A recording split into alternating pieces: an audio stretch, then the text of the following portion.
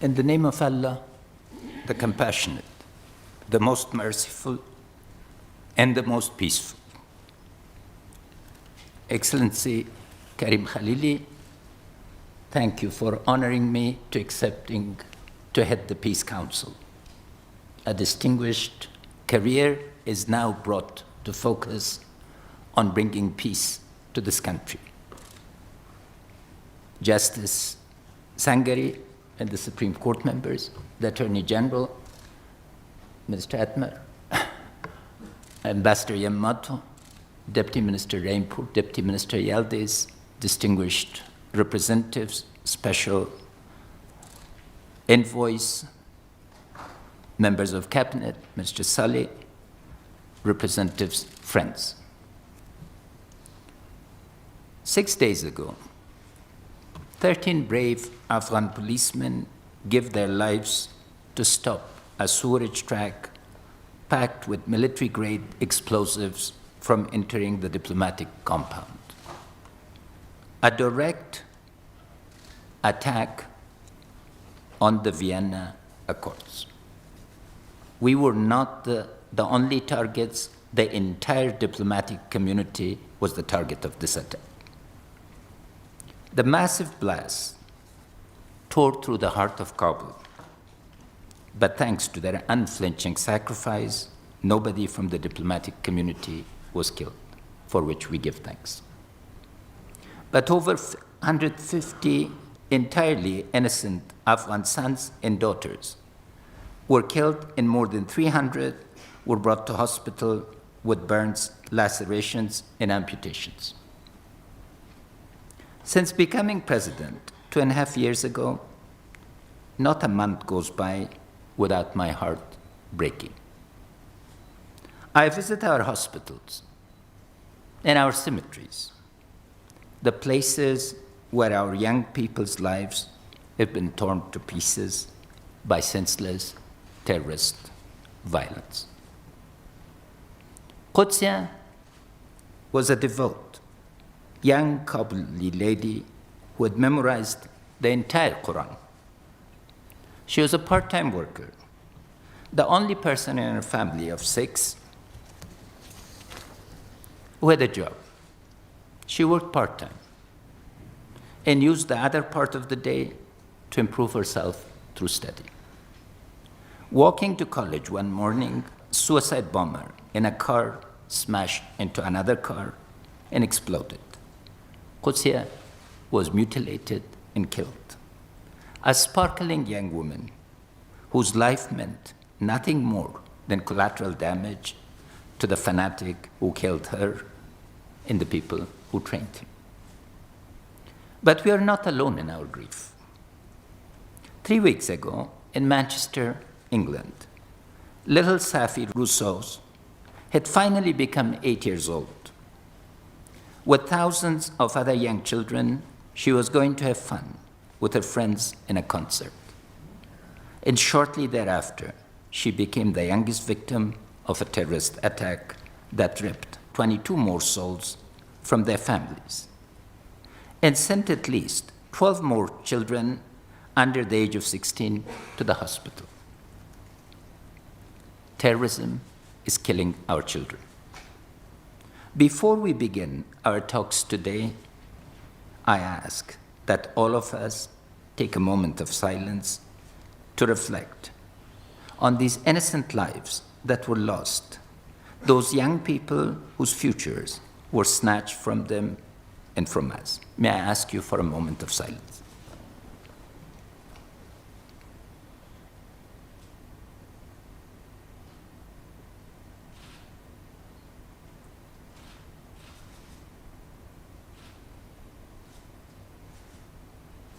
Let me begin by thanking you, the men and women of the world community, but also my Afghan brothers and sisters at home and abroad. You've stood with us as we stand with you to end the senseless violence in Kabul, in London, in Brussels, in Paris, in Turkey, in St. Petersburg, in Iraq, in Syria, and elsewhere. We acknowledge with gratitude the sacrifices that your countries have made, including that ultimate sacrifice which many of your soldiers have made on behalf of Afghanistan. Thank you, the United States. Thank you, NATO. Thank you, all our partners, for standing shoulder to shoulder with us in a common cause. We are gathered here in Kabul today to express solidarity against this terror and to begin the difficult process of defining a pathway that can lead to a just peace that ensures stability, security, and the rule of law. The first part of this challenge is straightforward. In 2006, the General Assembly of the United Nations adopted Resolution 6288, the United Nations Counterterrorism Strategy. That strategy calls on all state members of the international community to, and I quote, consistently, unequivocally, and strongly condemn terrorism in all its forms and manifestations, committed by whomever, wherever, and for whatever purposes, as it constitutes one of the most serious threats to international peace and security. End of quote.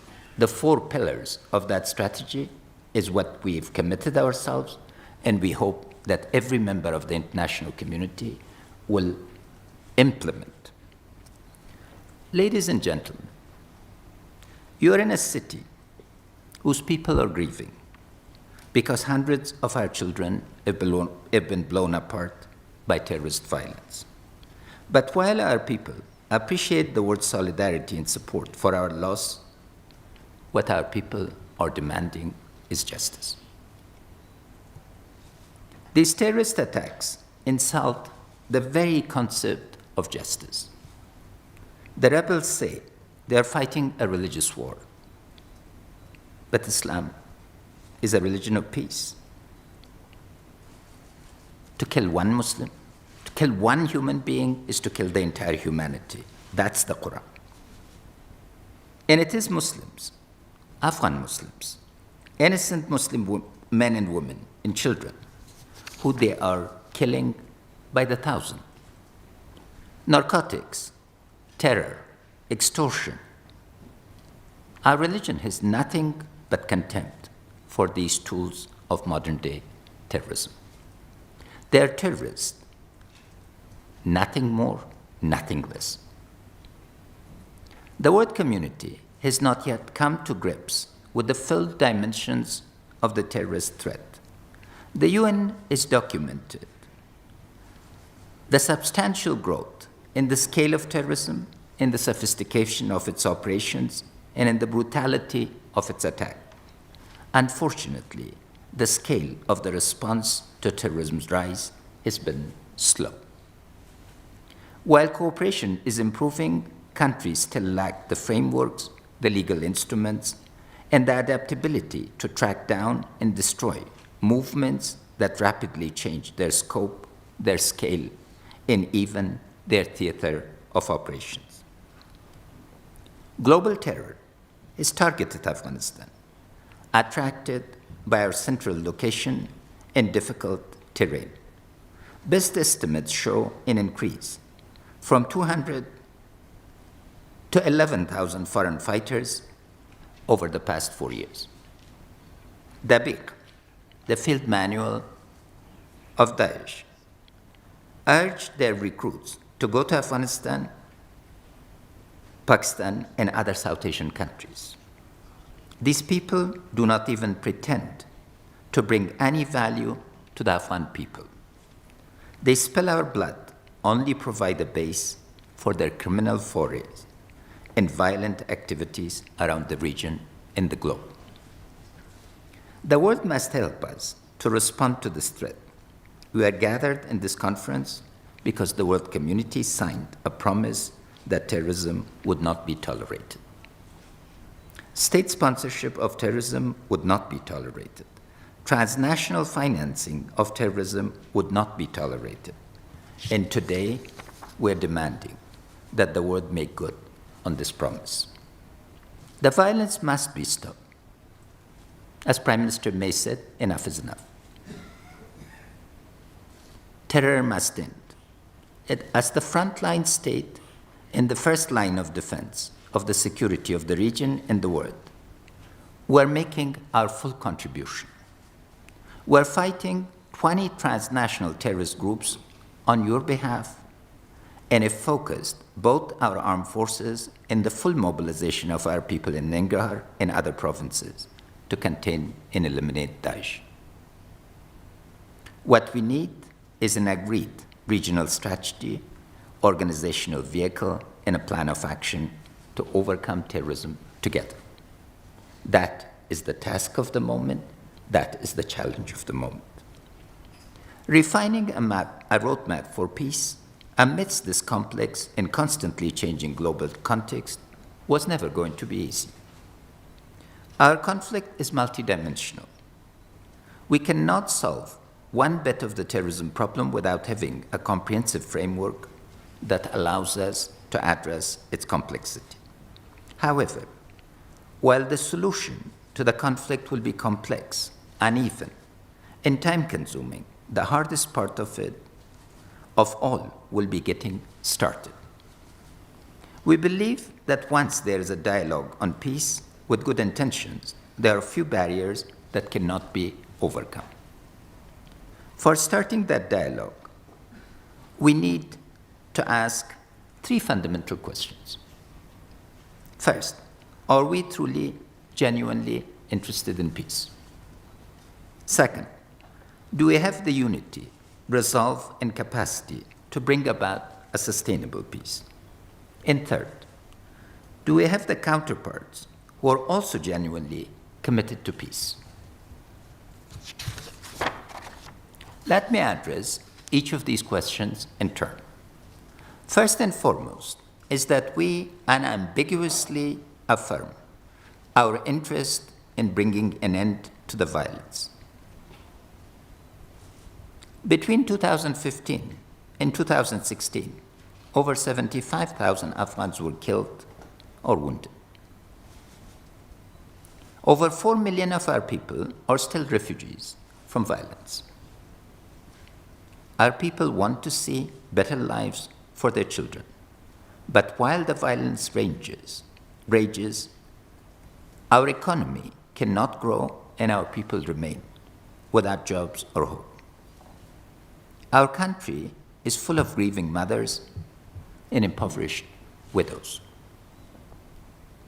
The orphans are asking me, what will be our future? Let there be no question at all. We, the government and the people of Afghanistan, the government of national unity, definitely want peace. The second question is whether we have the unity and resolve to negotiate. Answering this question requires addressing directly the challenge that our government has faced, both the burdensome legacy of issues of corruption, leadership and internal fragmentation, and the contemporary problems caused by disagreements within the political elite.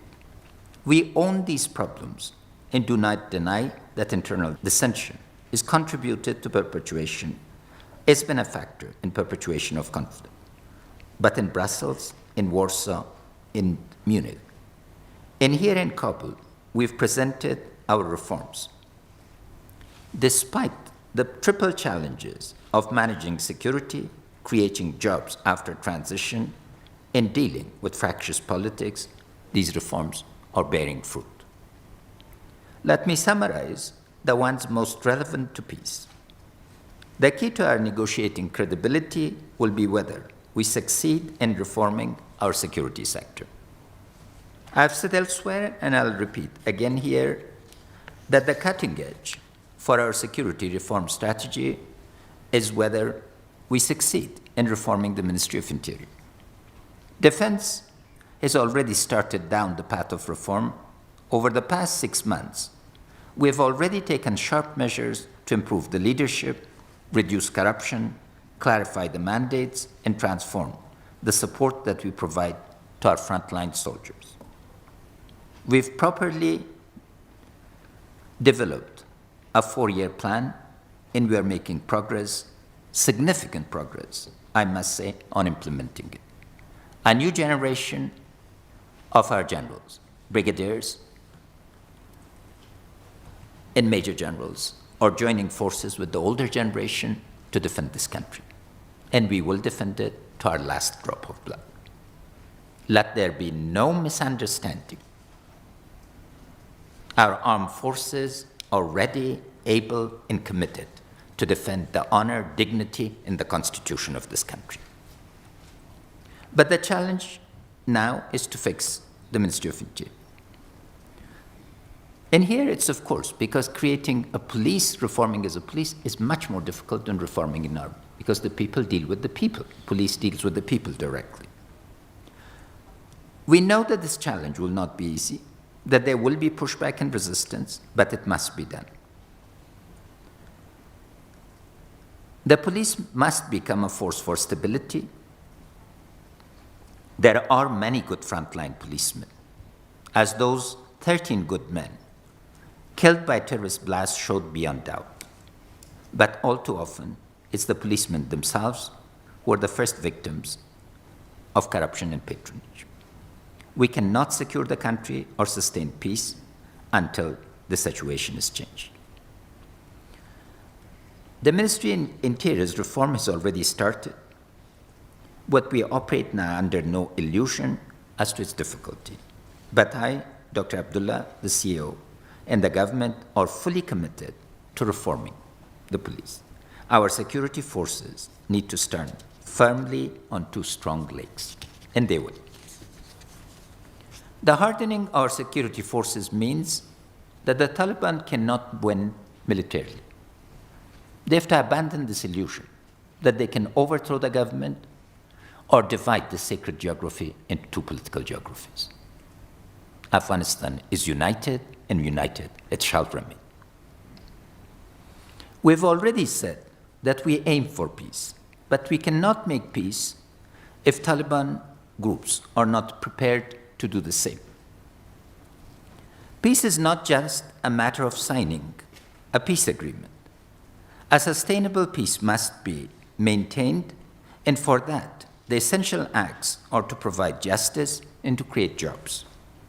In Brussels, we promised to bring justice to the people. Our reformist Attorney General and our Chief Justice and the Supreme Court justices, in less than 1 year, advanced that agenda, helped in particular by our friends from the European community and other friends through actions such as full reviews and replacement of professional prosecutors and judges. Over 1,000 judges have been replaced. There's been a 500% increase in the number of women in the Attorney General's office. And the economic reforms spearheaded by our finance minister has stopped the economic collapse that plunged hundreds of thousands into poverty after transition, with the World Bank now predicting stronger than expected positive growth for 2017. Democratic reforms, particularly elections, are key to consensus. We're fully committed to holding parliamentary elections in 1396 and presidential elections on time and without delay in 2019.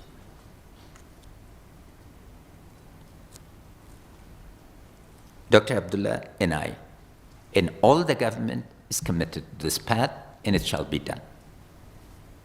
Security, justice, jobs, and democratic rights, the foundations for pursuing peace and then sustaining it, are finally becoming real. And so we come to the third fundamental question. Do we have interlocutors who are also interested in waging peace rather than war? Speaking frankly, we're not sure. Our top priority must go to finding an effective way to dialogue with Pakistan, I welcome the participation of the distinguished delegate from Pakistan. We've offered Pakistan a vision of prosperity, linking South and Central Asia together through trade, investment, and peaceful coexistence. As you all know, from the day I took office, the Government of National Unity and I went far out on a limb to offer an olive branch to Pakistan. It has not been taken. We won't be drawn into a blame game.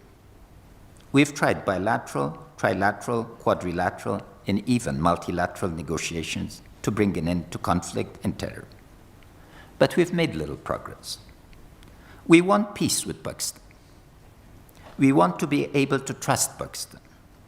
And we want the chance for friendly, cooperative relationships that will reduce poverty and promote growth on both sides of the Durand Line. Our problem, our challenge, is that we cannot figure out what is it that Pakistan wants. What will it take to convince Pakistan that a stable Afghanistan helps them and helps our region? We continue to make an unconstrained offer for a state-to-state peace dialogue. But we cannot, nor can any signatory to the UN Counterterrorism Convention, accept that the agreed global consensus is not acted upon. So we again call on the government of Pakistan to propose its agenda and a mechanism for that dialogue which can lead us to peace and prosperity. Our second interlocutor are Taliban groups. Here, our questions are about who represents them and what is it that they want. We've given our preconditions to a negotiation in more detail elsewhere, but they can be summarized as acceptance of the Constitution, continuity of the reforms for educating and advancing the rights of women, and a renunciation of violence and linkages with terrorist groups.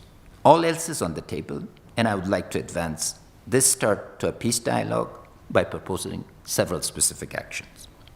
First, since peace has to be a national discussion, we'll hold a national consultation to develop a joint peace agenda that addresses the social, political, and security dimensions of the peace.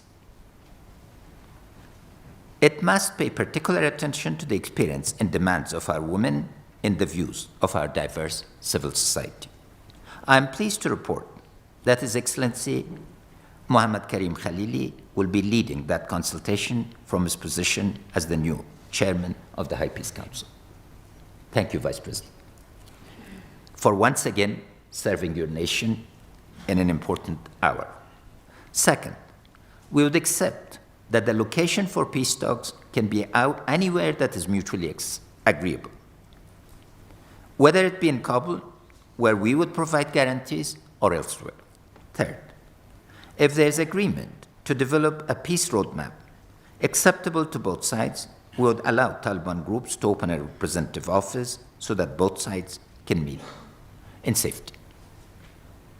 We are offering a chance for peace, but we must also be clear that this is not an open-ended opportunity.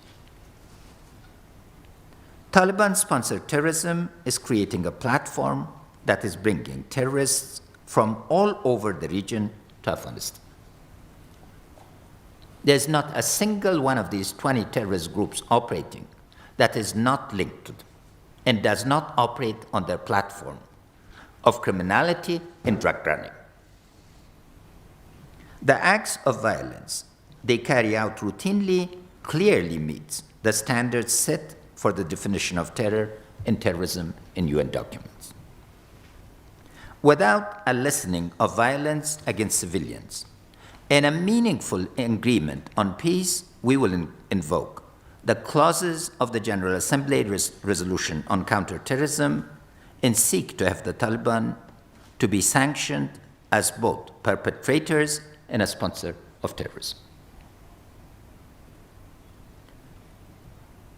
They do not have the time. We have the time, and they must get watches. Time is running out. This nation will reject them. This is the last chance. Take it, or face the consequences of the united wrath of a nation that is grieving but determined.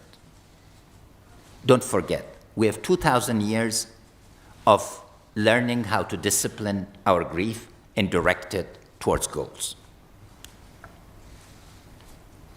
Our third interlocutor is our neighbors, the countries of Central, South, West, and East Asia.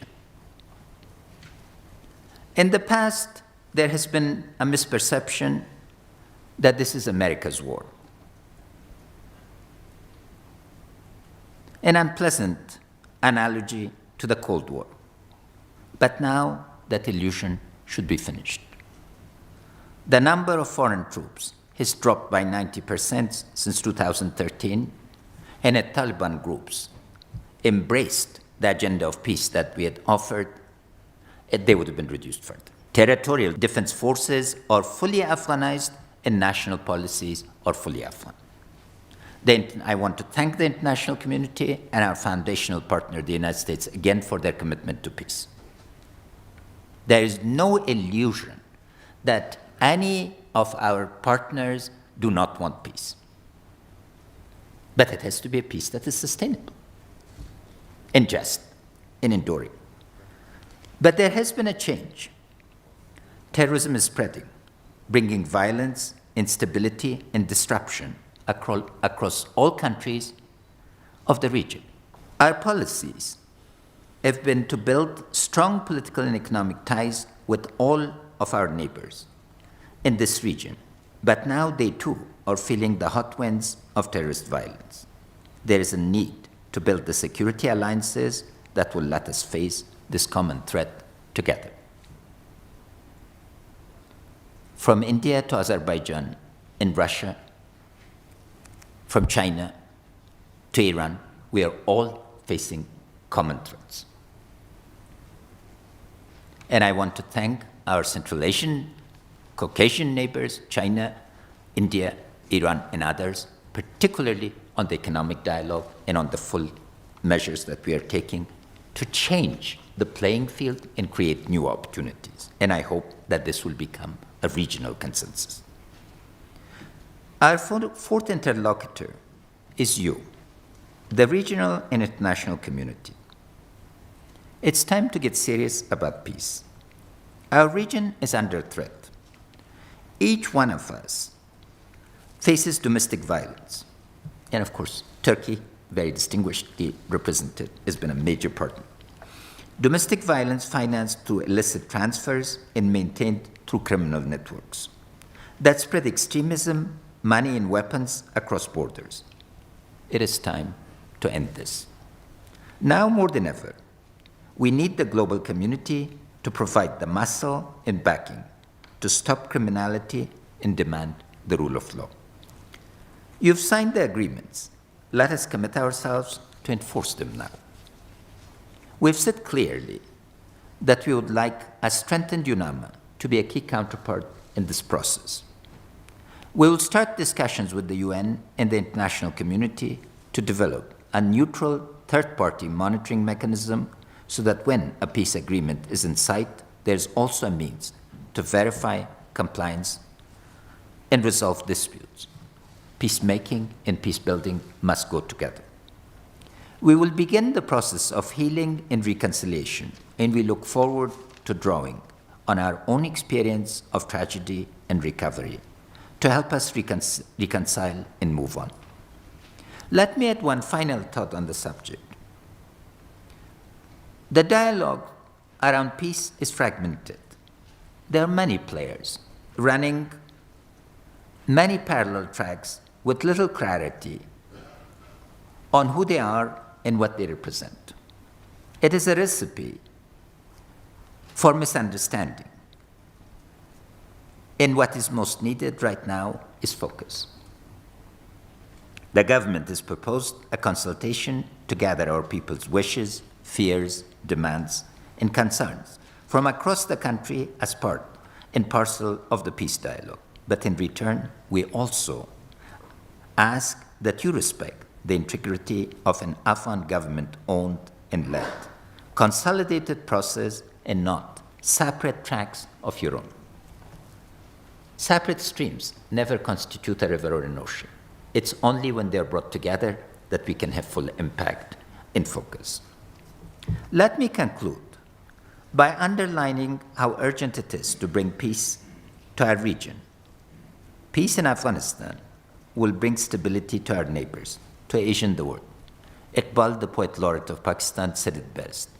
Asia is but a vessel of water and earth, the heart of which is the Afghan nation. From its accord, the accord of Asia, from its discord, the discord of Asia.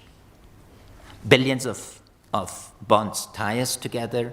Let's focus those bonds on creating accord, both here and in the region, in Asia-wide. It can be done. 3 years ago, nobody thought that Hizb Islami could be brought under the tent of peace. Dr. Ghairat, thank you for being here. Thank you for agreeing to speak later to our interlocutors. And thank you for being such a persistent champion of peace. And yet today, they're here, ready to replace their bullets with ballots. Both sides negotiated hard, as Afghans do. But the deal is held. All the neighbors negotiate hard. Afghans are resilient. We're a nation not just of survivors, but of champions of our identity. We have 3,000 years of history at least. We have no problem about who we are. We have never had a separatist movement in our history, in our darkest days, and we shall not have one. This nation's tragedy is that it has always had weak states. But let's make no mistake about the resilience of the nation and our people. We've all known hunger. We've all seen what terror does to our friends and our families. There's not a family among us who's not lost loved ones, who've not been imprisoned, who've not been tortured in those dark days, and where we continuously are not mourning. We are prepared to negotiate a pathway to peace, but nobody should ever assume that we will negotiate under duress or pressure. Peace cannot be surrender of our rights and gains. Terrorists can shed our blood, but they cannot break our will.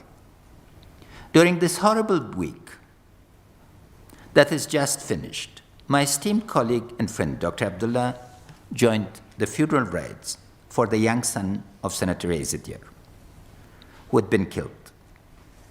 During the funeral, another bomb went off, a bomb so powerful that half of the body of one of our distinguished scholars, who had been a leader of jihad, standing less than 2 meters away from Dr. Abdullah and standing right next to Minister Saleh, ended up in one hospital, while the other half was taken to a different hospital. That is terror. And yet, that evening, even before the blood and debris had been fully cleared away, and despite the fact that the risk of more bombs remained extraordinarily high, Dr. Abdullah stayed to finish the funeral and pay the honor and respect that no terrorist could deter. That is bravery. Bibi Shima is a mother from Kandahar. 3 of her 4 sons were lost in the fight against terror. 2 from the police and 1 from the army.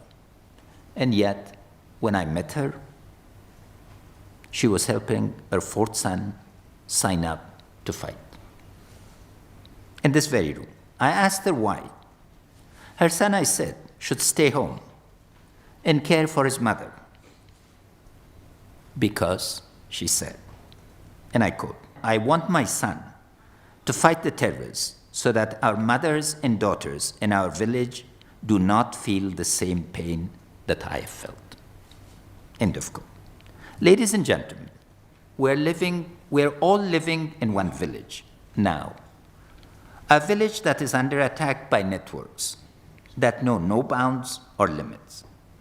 Our purpose today is to show that we are strong as Bibi Shima, as brave as Excellency Dr. Abdullah, and as committed to ending the reign of the terrorists as are 31 million of my Afghan brothers and sisters, whom I have the honor, the privilege to represent and to serve. Thank you for being here. Long live Afghanistan. Long live international solidarity, cooperation, and determination.